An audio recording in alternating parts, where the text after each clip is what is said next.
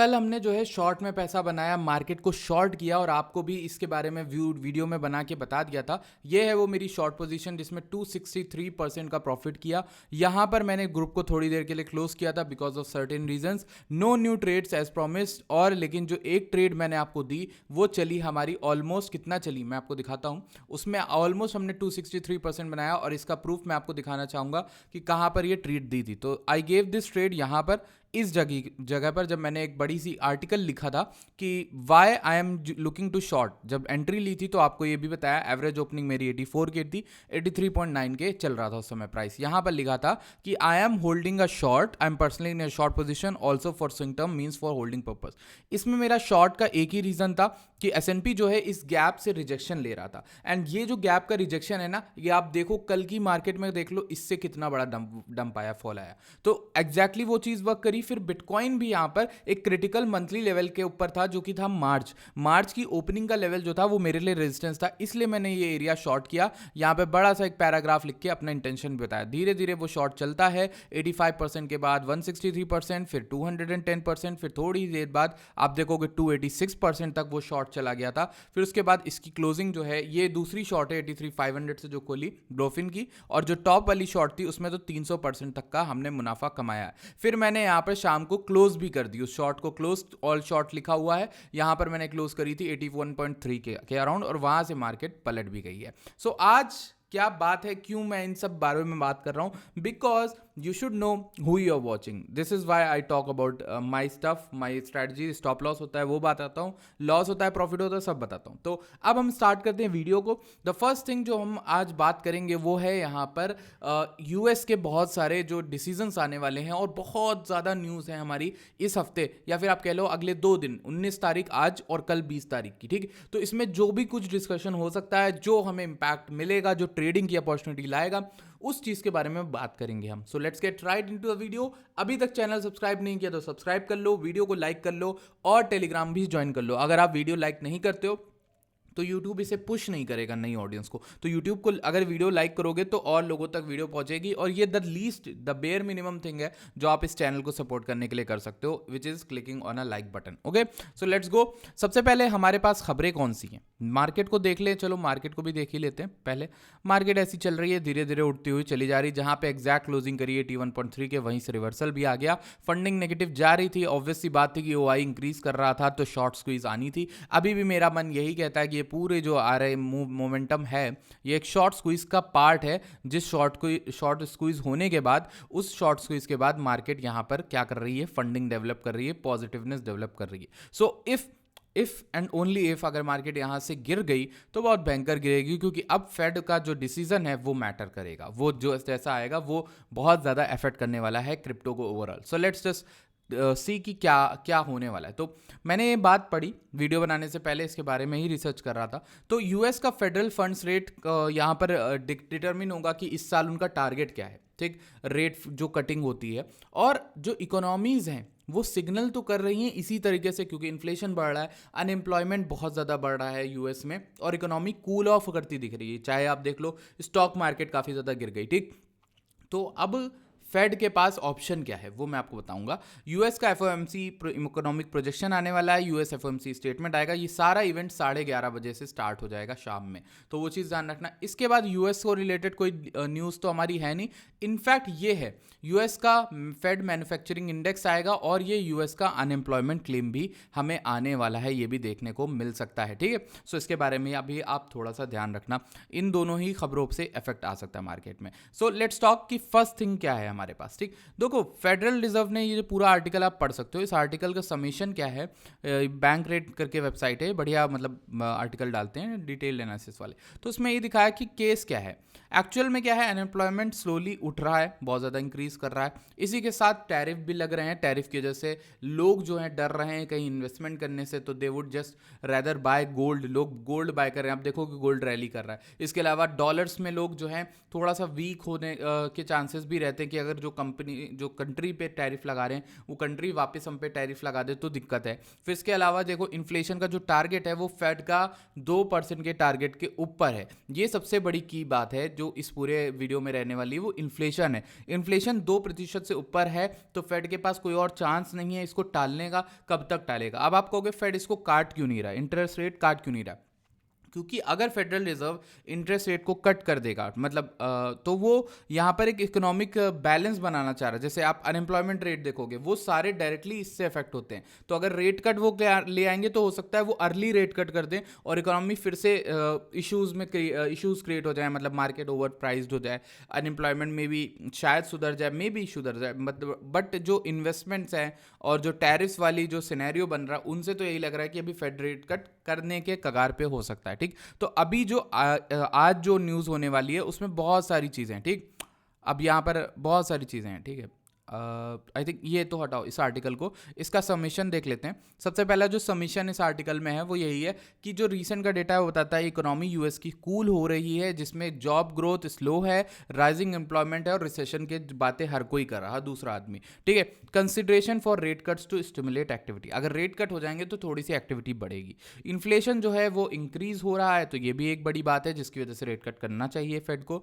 The unemployment rate has ticked up, ये तो है इंक्रीज हो रहा है। लेबर मार्केट भी यहाँ पर थोड़ी सी खतरे में है। कंज्यूमर स्पेंडिंग भी थोड़ी सी घटी हुई है, तो वो भी चाहिए लोगों को। वीकनेस ग्लोबल मार्केट और ट्रेड अनसर्टेनिटीज में क्यों आई है? क्योंकि यहाँ पर ट्रंप जो है टैरिफ पे टैरिफ लगा रहे। फाइनेंशियल मार्केट तो है ही, रिस्क ऑफ रिसेशन तो है ही, ये दोनों केस थे। अब यहाँ पर मैंने ग्रॉक से पूछा, so this means probability of a rate cut, तो ऑब्वियसली इस पूरे आर्टिकल में ये बताया जा रहा है कि इस पूरी सिनेरियोज को इस तरह से पढ़ें तो फेड के पास कोई और चारा अभी तो नहीं बच रहा है और टालने का इसको। तो ठीक है, दैट मीन्स कि शायद फेडरल रिजर्व इस साल का अपना 0.5% का टारगेट पूरा करे रेट्स का, या फिर 1% का, वो हमें आज समझ में आएगा। और जो आज होगा वो लास्ट टाइम आई थिंक दिसंबर या नवंबर में हुआ था, बहुत ज़्यादा वॉलेटिलिटी देखने को मिल सकती है मार्केट में। क्यों, मैं आपको बताता हूँ। पहले तो हमारे पास रेंजेस कौन सी हैं, मैं आपको रेंजेस बताता हूँ। This is the clear range. पहली रेंज हमारे पास 84K से 80 या फिर आप कह सकते हो 81K के बीच की है। इस रेंज के बीच में दोनों साइड लिक्विडिटी डेवलप हो रही होगी। अब मैं आपको दिखाता हूँ कहाँ। ये देखो, यहाँ पे लिक्विडिटी डेवलप हो रही है 83.4K पे, 83.8K पे और 84K पे लिक्विडिटी डेवलप हो रही बहुत ज़्यादा। इसी के साथ आप नीचे के सीन में देखोगे तो 81K पे, और आप देखोगे यहाँ पर 80.5K पे, और आप देखोगे यहाँ पर 80K पे एग्जैक्ट बहुत सारी लिक्विडिटी डेवलप हो रही है। चांसेस आर हाई कि फेडरल रिजर्व का जब एफएमसी स्टेटमेंट आने वाला होगा या फिर कुछ रेट्स के बारे में इंफॉर्मेशन होगी, उस समय हमें ऊपर की लिक्विडिटी पहले मार्केट लेती हुई दिखे और उसके बाद डंप कर जाए, और कंटिन्यूस डंपिंग हो सकता है हमें यहाँ पे ले आए फाइनली 75K 70K। अगर ये लेवल टूटता है तो ये लिक्विडिटीज यहाँ पे बाउंस नहीं देती। तो समझ में आ रही मेरी बात। और जो कल वाला वेल था उसने तो एग्जिट कर ही दिया था, मैंने आपको वीडियो में बता दिया था कि उसने 9 मिलियन तक प्रॉफिट बनाया था, फंडिंग रेट भी काफ़ी पे करी थी, वो भी चीज़ है। और हम अपने मार्च के परफॉर्मेंस को अभी देख ले तो 25% पे चल रहा है। कल की जो शॉर्ट थी वो 84 से 82 आई थिंक, ये शॉर्ट तो मैंने मेंशन करी है कि नहीं करी है, ये इसका मैंने एग्जिट किया था 81,300 का। तो अगर हम देखें तो 3.2% है, तो 26% का मूव पकड़ा है, 73% का विन रेट है। इसी के साथ बात करें सेंटीमेंट की, तो आप नोटिस करोगे यहाँ पर 10 मिनट में OI तो काफ़ी ज़्यादा इंक्रीज करता दिख ही रहा है। इसको हम कैंडल्स की जगह, सॉरी, डॉलर्स पे ही लगा हुआ है। तो लेट्स जस्ट लुक एट कि कैसे क्या हो रहा है। तो यहाँ पे फेड ओपन इंटरेस्ट तो थोड़ा सा इंक्रीज होता दिख रहा है, फंडिंग भी पॉजिटिव जा ही रही है। अब हर इस तरीके का सिनेरियो शॉर्ट का नहीं होता, मैं पहले बता दूं। ये लेवल वॉच करो क्लियरली, अगर ये टूट गया तो ये जो फंडिंग हाई हो रही है ना, ये टू मच बुलिशनेस से भी आ सकती है। तो जो आशंकाएं लग रही हैं कि फेडरल रिजर्व कट कर देगा रेट आज या फिर अनाउंसमेंट कर देगा उससे रिलेटेड, तो उससे रिलेटेड लोग मार्केट को लॉन्ग कर रहे होंगे, चांसेस आर हाई। तो अगर लॉन्ग कर रहे हैं तो मार्केट हो सकता है उन्हें मौका दे और मार्केट को शॉर्ट भी करने वाले बहुत इंक्रीज होंगे, तो उनको मौका देते हुए मार्केट हो सकता है थोड़ा सा यहाँ पर ऊपर की लिक्विडिटी पहले ले ले, क्योंकि करीब वही है, सबसे करीब लिक्विडिटी अगर आप देखो 86 पॉइंट समथिंग 86.8 है। अगर यहाँ मार्केट आ गई तो ये एक सिनेरियो बनता है वहाँ से गिरने का। अब मैं आपको दिखाता हूँ एक ट्वीट, बड़ा ही प्यारा है, इसको देख लेते हैं। मार्च ओपन जो है 84,300, जो मैंने भी आपको बताया कि 84,300 यानी 84,300 रिक्लेम नहीं होता ना, तब तक आप ऐसे चॉपीनेस में फंसे रहोगे। ये 84 जाएगा, ये 82 आएगा, 81 आएगा, ऐसी जगह पे आता रहेगा और तब तक चॉप सिटी में ही आप फंसे हो। देखो यहाँ पर लिखा भी है, maybe a small Monday range trade but I think BTC needs to reclaim March open level for higher until then chop city. ठीक, इसके अलावा हमारे पास बहुत सारी बुलिश न्यूज़ तो हैं, लेकिन उन न्यूज़ पे कोई भी ज़्यादा वो नहीं हो सकता। ठीक है, अब देखो नेक्स्ट FOMC मीटिंग जो है वो 9 घंटे मतलब ऑलमोस्ट 10 घंटे के अंदर होने वाली है, तो इस चीज़ को देखना, इस पेज पे भी देख सकते हो क्या प्रोबेबिलिटी है, ठीक है, कि रेट कितने रहने वाले हैं, क्या नहीं रहेंगे, तो वो भी चीज़ आपको ध्यान देनी होगी। सो इसके अलावा मार्केट में मेरे पास और कुछ तो है नहीं, बट मैं आपको एक चार्ट अपना दिखाना चाहूँगा। पहले तो ये मेरा क्लीन चार्ट है, इसमें मैंने आपको एक चीज़ समझाई थी। देखो पिछले 4 घंटे 12 घंटे की कैंडल बहुत प्यारी है गाइस, ठीक। तो जैसे मैंने आपको एक चीज़ समझाई थी और वो मैं आपको एक बार दिखा देता हूँ क्या समझाया था। देखो मार्केट ना यहाँ पे क्या कर रहा था, ट्रैप वाले चांसेस की वजह से ही क्लोज किया। आप लोग जानना चाहो मे बी कि आपने अपनी शॉर्ट क्यों क्लोज करी थी 81,300 पे, और वो पता कैसे था आपको? पता कुछ नहीं होता भाई मेरे, किसी को कुछ नहीं पता होता। रीज़न क्या है? गट फीलिंग पे वर्क करो, मार्केट में एक्सपीरियंस है तो उस पर वर्क करो। देखो जब ये ट्रेंड लाइन टूटी ना, तो everyone would be shorting this, ठीक, हर कोई शॉर्ट कर रहा होगा। अब द प्रॉब्लम इज कि इसको शॉर्ट किया, रिटेस्ट भी और गिरा, ये ज़्यादा नहीं गिरा क्योंकि इसका स्टॉप लॉस ले रहा, और यही आशंका, जो मेरी आशंका थी वो ये थी कि इसका स्टॉप लॉस लेके हो सकता है मैनिपुलेशन करके ऊपर भाग जाए। तो इस एक मद्देनजर रखते हुए मैंने इस ट्रेड से एग्जिट ले लिया, और यही मेरा रीज़न था कि 82 के नीचे तो मुझे एग्जिट करना ही है। मुझे 81.3 के अच्छा प्राइस मिल रहा था और मुझे ऐसा लगा कि उस जगह पे प्राइस रुक गया है काफ़ी टाइम तक, तो इसलिए मैंने वो एग्जिट करा। अगर 4 घंटे की बात करें तो 4 घंटे में मैं आपको ये जो बियर फ्लैग टाइप का पैटर्न बन रहा है, ये भी एक ट्रैप हो सकता है। हाउ? मैं कल किसी भाई ने कमेंट किया कि आप बेरिश क्यों साउंड कर रहे हैं।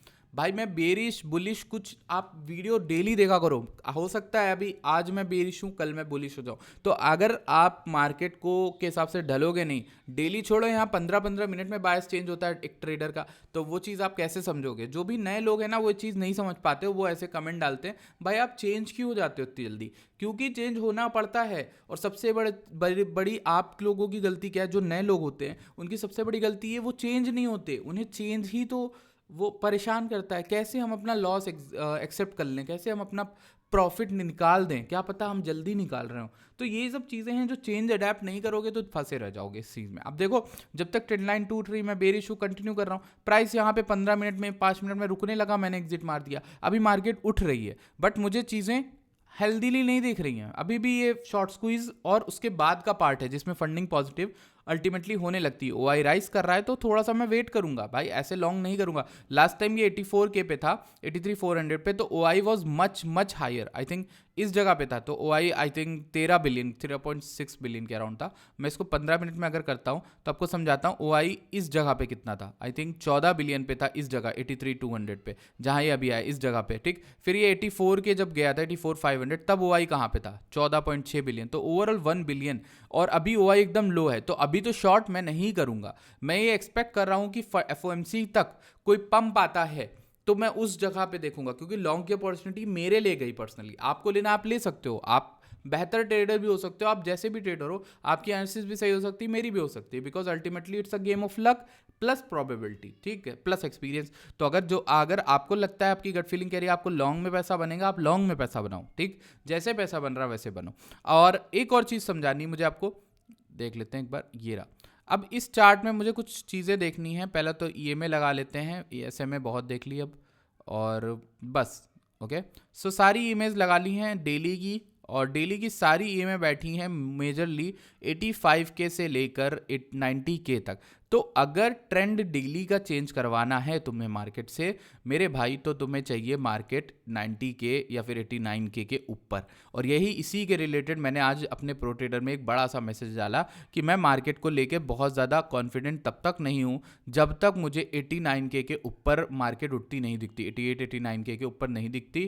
क्लासिक लिक्विडिटी स्वीप हो जाएगी, अगर वहाँ चला गया और होल्ड कर गया ना, तो फिर वो कंफर्म हो जाएगा कि मार्केट ट्रेंड जो है वो चेंज करना चाह रही है। Until then it's only an opportunity, every bounce is an opportunity to short the market until the trend is changed. Okay, so यहाँ पर इस लेवल पर मैं देखूंगा, अगर मार्केट शाम तक जाती है 85K 86K तो मैं पहले वेट करूंगा, ऐसे अंधों की तरह शॉर्ट नहीं ले लूंगा, वेट करूंगा। अगर वहाँ पे भी नहीं रुकी तो 87 से 89K के बीच का ये जो बॉक्स बना के रखा है ना मैंने, ये बॉक्स बहुत इंपॉर्टेंट है, और ये आज नहीं बनाया, बहुत पहले बनाया था। लाइक एक हफ्ते से बॉक्स बना ही हुआ है आई थिंक। अभी मैं लिक्विडिटी देख लेता हूँ, कंफर्म कर लेता हूँ। अगर मैं कंफर्म करूँ लिक्विडिटी है कि नहीं अभी यहाँ पर, तो अब तो लिक्विडिटीज़ चेंज हो गई हैं आई थिंक 86.4 से लेकर 86.6 के बीच में।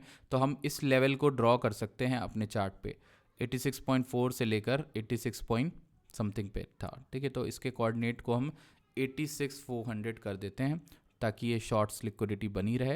एंड देन जनवरी लो तो बना रहेगा, इस बॉक्स को भी डिलीट कर देते हैं। ये लिक्विडिटी है 86, और दूसरी लिक्विडिटी हमारी यहाँ पर थी 88K के अराउंड बहुत सारी, जो अब घट के कम हो गई है, और अब मेन लिक्विडिटी 88.9K के अराउंड है। So we have to mark that level as well, और उसको क्लोन करके कॉपी करेंगे and let's go to the 88,900। Okay, so that is the liquidity. अब क्यों है यहाँ पर, देखो जनवरी का लो, फिर से वहाँ तक के चांसेस मार्केट में बन जाएंगे। और पता है आपको क्या हो रहा है, एक और चीज़ आप कह सकते हो कि ये एक डब्ल्यू भी बन रहा है। मार्केट गिरी, उसके बाद ऊपर गई and it tried to make a lower higher low, and अगर अब ये ब्रेकआउट हो जाता है then that will be a confirmation कि हाँ यहाँ पर मार्केट में लॉन्ग जा सकते हैं। देखो क्या ब्रेकआउट चाहिए, प्रीवियस वीक का है 85.2K के ऊपर 4 घंटे की क्लोजिंग या डेली क्लोजिंग हो गई तो 4.5% का मूव मिलेगा।